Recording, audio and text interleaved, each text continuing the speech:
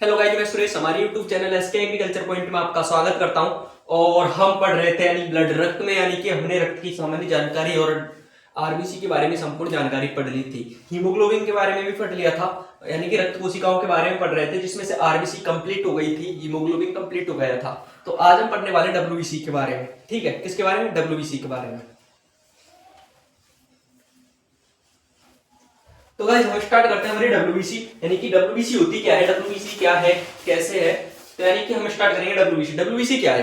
यानी कि डब्ल्यूबीसी है जो एक रक्त कणिका है जिसका नाम होता है व्हाइट ब्लड सेल या श्वेत रक्त कणिका। ठीक है, क्या नाम होता है उसका? व्हाइट ब्लड सेल या श्वेत रक्त कणिका। इसको इंग्लिश में बोलते हैं व्हाइट ब्लड सेल। ठीक है, व्हाइट ब्लड सेल्स। ठीक है, इसका अन्य नाम होता है वो ल्यूकोसाइट होता है। ठीक है, व्हाइट ब्लड सेल है श्वेत रक्त कणिका, उसका अन्य नाम ल्यूकोसाइट होता है। इसकी संख्या पाई जाती है जो हमारे शरीर में क्या कितनी पाई जाती है? 6 से 8,000 प्रति घन मिलीमीटर, यानी कि 6 से 8,000 प्रति घन मिलीमीटर एरिया में इसकी संख्या पाई जाती है। 6 से 8,000 प्रति घन मिलीमीटर एरिया, उसमें 6 से 8,000 इसकी संख्या पाई जाती है। इसके बाद में अगर डब्ल्यूबीसी की बात की जाए तो ये कितने प्रकार की होती है? ठीक है, डब्ल्यूबीसी जो मुख्य रूप से दो प्रकार की होती है। फर्स्ट है कणिकाणु जिसे ग्रेनुलोसाइट बोलते हैं, और अकणिकाणु जिसे एग्रेनुलोसाइट बोलते हैं। ठीक है, कणिकाणु या ग्रेनुलोसाइट है तीन प्रकार की होती है, एसिडोफिल, बेसोफिल और न्यूट्रोफिल। ऐसी अकणिकाणु है जो दो प्रकार की होती है, लिम्फोसाइट और मोनोसाइट। ठीक है, यानी कि डब्ल्यूबीसी का नाम क्या है? ल्यूकोसाइट। संख्या कितनी होती है? 6 से 8,000 प्रति घन मिलीमीटर।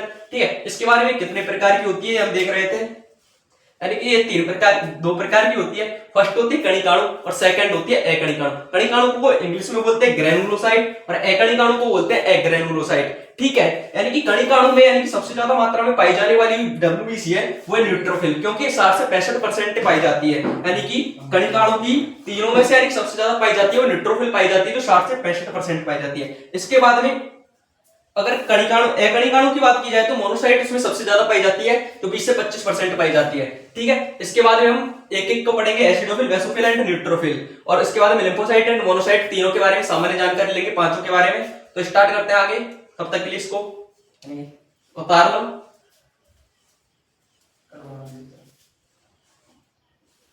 5 मिनट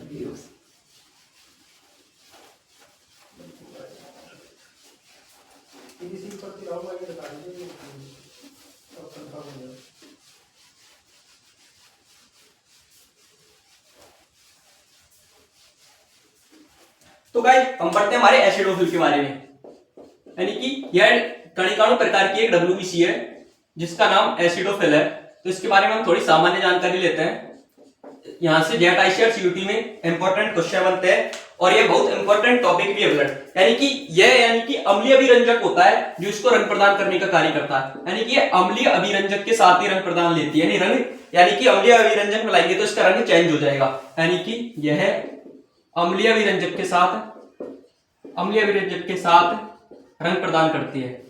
ठीक है, पहला पॉइंट यही है कि यह किस प्रकार के यानी कि अभिरंजक के साथ मिलकर रंग लेती है, तो अम्लीय अभिरंजक के साथ रंग लेती है। अभिरंजक कौन सा लेते हैं इसके लिए, यानी कि जो अभिरंजक उपयोग में लेते हैं जो इसको रंग प्रदान करता है उसको बोलते हैं इओसिन, यानी कि इओसिन अभिरंजक है जो इसको रंग प्रदान करने का कार्य करता है। ठीक है, दो इंपॉर्टेंट पॉइंट है। फर्स्ट इंपॉर्टेंट पॉइंट है कि अम्लीय अभिरंजक है जो कौन सा होता है, तो इओसिन, यानी डब्ल्यूबीसी के लिए जो एसिडोफिल है उसके लिए इओसिन अभिरंजक काम में लिया जाता है। ठीक है, इसको इओसिनोफिल भी कहते हैं क्योंकि इसके निर्माण की प्रक्रिया जो इओसिनोफिल होती है, इसलिए इसको अन्य नाम भी दिया गया है, वो इओसिनोफिल भी कहते हैं, इओसिनोफिल। ठीक है, इसका अन्य नाम क्या है कि इओसिनोफिल, यानी कि एसिडोफिल को इओसिनोफिल कहते हैं, और यानी कि आरबीसी को बोलते थे इरिथ्रोसाइट और डब्ल्यूबीसी को बोलते थे ल्यूकोसाइट। ऐसे डब्ल्यूबीसी का एक प्रकार है एसिडोफिल जिसे इओसिनोफिल बोलते हैं। ठीक है, इसके बाद इसकी बात करते हैं, यानी कि इसका रंग कैसा होता है, यानी कि हमें डब्ल्यूबीसी की अगर पहचान करनी हो तो उसकी पहचान के लिए इसका रंग कैसा होता है, वो होता है नारंगी रंग, यानी कि एसिडोफिल जिसका रंग होता है वो नारंगी रंग होता है, यानी कि नारंगी प्रकार की होती है। ठीक है, हमारे शरीर में यानी कि परजीवी का जो भी संक्रमण होता है, ठीक है, उसके यानी कि उससे रक्षा प्रदान करती है वो एसिडोफिल करती है, यानी कि एलर्जी से बचाती है। यानी कोई एलर्जी होती है तो हमारे प्रकार यानी शरीर में एसिडोफिल होती है, वो एलर्जी से बचाने का कार्य करती है, प्रतिरक्षा प्रदान करती है एलर्जी के प्रति, है ना। इसकी केंद्रक की आकृति होती है वो हेडफोन जैसी होती है, यानी कि हेडफोन यानी इसका केंद्रक है वो इस प्रकार का होता है ना। ये हेडफोन जैसी आकृति होती है, यानी कि ये होती है केंद्रक की आकृति इसके। केंद्रक की आकृति, और यह एलर्जी से प्रतिरक्षा प्रदान करती है, यानी एलर्जी से सुरक्षा करती है, एलर्जी से सुरक्षा करती है, सुरक्षा करती है। जैसे कि आपसे यहां से इंपॉर्टेंट क्वेश्चन बताए कि एसिडोफिल का विरंजन कौन सा, एओसिन, इसके केंद्रक की आकृति कैसी होती है, वो होती है हेडफोन जैसी, यानी कि इसको बोलते हैं हेडफोन। आप सभी जानते हो क्योंकि डिजिटल जमाना है, तो डिजिटल जमाने में तो हर कोई जानता है। ठीक है, हमारे शरीर में यानी जो भी परजीवी का संक्रमण होता है, एलर्जी होती है, उससे ये एसिडोफिल है जो सुरक्षा प्रदान करने का कार्य करती है।